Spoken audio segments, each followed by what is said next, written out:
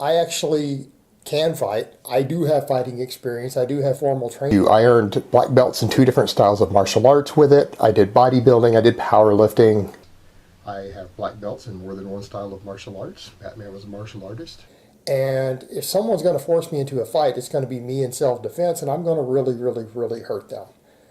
I took a lot of martial arts as a kid growing up. I studied martial arts for well over a decade, at a dojo 3 times a week, growing up from the time I was 7 on. I do have an actual martial arts background. Do I even watch MMA fights? Nope. I've watched a few MMA matches. I've watched a couple dozen.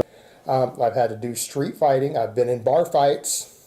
I've had to fight more than one guy at a time out on the street before growing up. I've had multiple dudes kicking the shit out of me and having to get up and fight my way out of it because of where I lived for a little while growing up. I've had to fight childish, delusional behavior. Minimal fighting experience. I mean, I would almost ask, has he ever been in a real fight?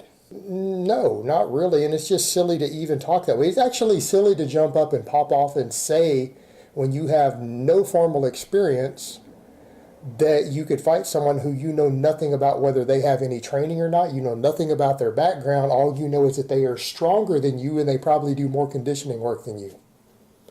I don't ever let people know publicly what the full extent of my operational capacity is, what the extent of any training I have is, and my fighting ability, because that's giving out free intel that gives people a possible advantage if they do want to attack me. I would much rather have people have no idea at all what my training is and what I'm capable of. I do a lot of conditioning work. I mean, that's made pretty clear. I've filmed some of it. I've talked about it.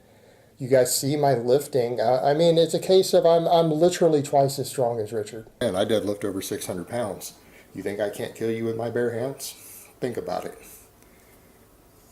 Think about that for a minute. You know what you're doing in the gym doesn't transfer over to a street fight, right? Or a MMA fight or anything else. But he can't kill an animal. He's probably never killed anything in his life. I've killed pigs. I've killed cows. I've killed chickens. I've gone out hunting. I've cut animals' throats. A steer had had his throat slit and his esophagus was hanging out and he was flopping as he died. And that scene for me is what pushed me over the edge. I know these animals who was dying because someone enjoyed the taste of his meat. I mean, he can't even kill an animal, right? He can't even kill an animal without crying about it. Has this guy even been in a real fight? Like a real fight? Like you guys remember me on camera a few years ago with a black eye and a big ass bite mark on my arm? He came up and he caught me with the left and he got me really, really good. He did tap out. I hooked my fingers in his cheek. He did tap out, but he bit the shit out of me and gave me a big shiner on my face first. So I paid a price for that. And so I always wonder, you ever split your hand open on somebody's teeth before? Shit hurts. Let's see a smile one more time. Like, how much money are you going to pay me to trade blows with you back and forth before I bite the shit out of your nose?